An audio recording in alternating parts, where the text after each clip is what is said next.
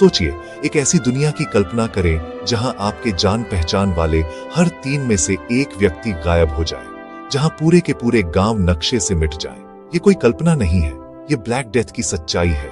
1347 और 1351 के बीच एक भयानक महामारी ने यूरोप, एशिया और उत्तरी अफ्रीका में 705 करोड़ से 20 करोड़ लोगों को मौत के घाट उतार दिया। यह मानव इतिहास की सबसे घातक महामारी थी और आज भी है। आखिर कैसे एक सूक्ष्म जीवाणु ने मध्यकालीन दुनिया को पूरी तरह से बदल दिया? यह कहानी शुरू होती है दूर, दुनिया के सबसे प्रसिद्ध व्यापार मार्ग से।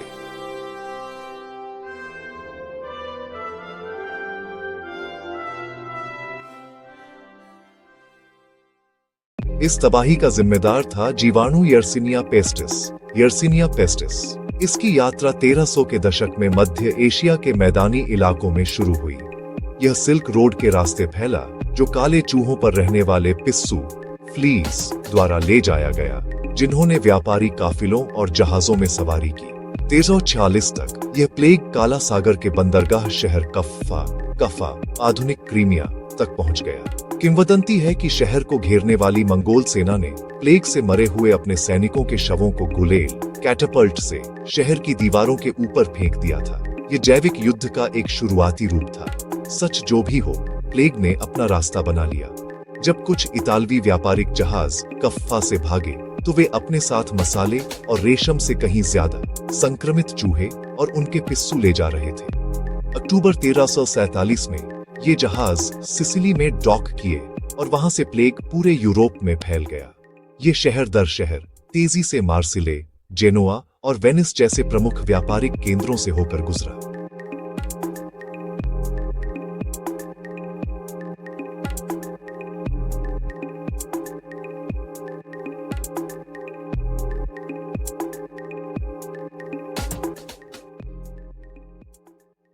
लक्षण अचानक और भयानक थे। शुरुआत में पीड़ित को बुखार, ठंड लगना और उल्टी होती थी, लेकिन ब्यूबोनिक प्लेग का सबसे खास संकेत था ब्यूबोज, कांक, कमर या गर्दन में दर्दनाक रूप से सूजी हुई लस्सी का ग्रंथियां, जो काली पड़ जाती थीं और उनमें से मवाद रिसता था। इसी वजह से इस बीमारी को इसका भयावह नाम मिला, ब्लैक डेथ। कुछ ही दिनों के भीतर मौत हो जाती थी। 14वीं शताब्दी के लोगों को जीवाणुओं के बारे में कोई जानकारी नहीं थी।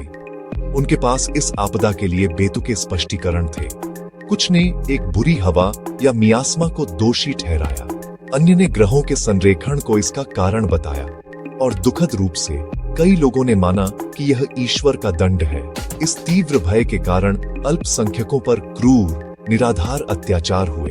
जैसे जैसे बीमारी शहरों में फैलती गई, एक डरावना व्यक्तित्व सामने आया, प्लेग डॉक्टर। एक लंबा मोम लगा हुआ चमड़े का कोट और एक भयानक पक्षी की चोंच जैसा मास्क पहने हुए, जिसके अंदर बुरी हवा को दूर रखने के लिए सुगंधित जड़ी बूटियां भरी होती थी। उनकी उपस्थिति एक अशुभ संकेत थी। मृत्यु दर विनाशकारी थी। 4 वर्षों के भीतर यूरोप की लगभग 30 से 60% आबादी का सफाया हो गया। इस संख्या को समझने के लिए कल्पना करें कि आज दुनिया की आधी आबादी खत्म हो जाए। जीवन सस्ता हो गया था। मजदूर इतनी तेजी से मर रहे थे कि शव अक्सर सड़कों पर पड़े रहते थे, जिन्हें जल्दबाजी में खोदी गई बड़ी सामूहिक कब्रों के लिए गाड़ियों में भरकर ले जाया जाता था। मौत के इस विशाल पैमाने ने सामाजिक ताने बाने को हिलाकर रख दिया। सदियों से समाज की रीढ़ रहा चर्च बुरी तरह हिल गया। पुजारी, भिक्षु और नन जो बीमारों की सेवा करते थे, वे भी भयावह दर से मर रहे थे। लोगों ने सवाल किया कि एक प्यार करने वाला ईश्वर इतनी पीड़ा की अनुमति कैसे दे सकता है, जिससे चर्च के नैतिक अधिकार में कमी आई। तत्काल सामाजिक प्रतिक्रिया सरल थी, भागना। अमीर लोग अपनी देश की जागीरों में भाग गए, लेकिन अधिकांश लोगों के लिए कोई पलायन नहीं था। जबकि मृत्यु एक मानवीय त्रासदी थी, इसके बाद के परिणामों ने विडंबना यह है कि एक नए, अधिक आधुनिक यूरोप की नींव रखी। सबसे गहरा बदलाव आर्थिक था। लगभग आधी श्रम शक्ति की मौत के साथ श्रम की भारी कमी हो गई। इसने सत्ता के समीकरण को पलट दिया। जो किसान बच गए, वे अचानक अधिक मजदूरी, बेहतर काम की स्थिति और यहाँ तक कि कहीं और जाने और काम करने के अधिकार की मांग कर सकते थे। पहली बार उनके श्रम का वास्तविक मूल्य था। सदियों पुरानी सामंती व्यवस्था जिसने किसानों को जमीन से बांध रखा था, पर घातक प्रहार हुआ। निचले वर्गों के लिए धन में इस अचानक वृद्धि का मतलब था कि लोगों के पास खर्च करने के लिए अधिक पैसा था। कला, साहित्य और संस्कृति धीरे धीरे विशुद्ध रूप से धार्मिक विषयों से दूर होने लगी और मानव अनुभव पर अधिक ध्यान केंद्रित करने लगी, जो पुनर्जागरण रेनेसांस का अग्रदूत बना।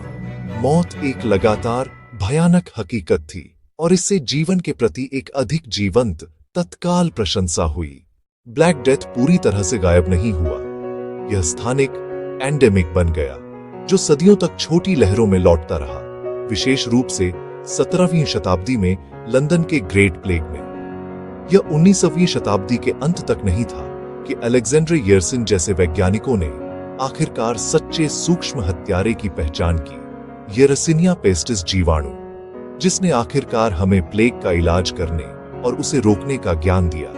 ब्लैक डेथ सिर्फ एक बीमारी नहीं थी, यह एक जनसांख्यिकीय, आर्थिक और सांस्कृतिक भूकंप था जिसने मध्य युग को हिंसक रूप से समाप्त कर दिया।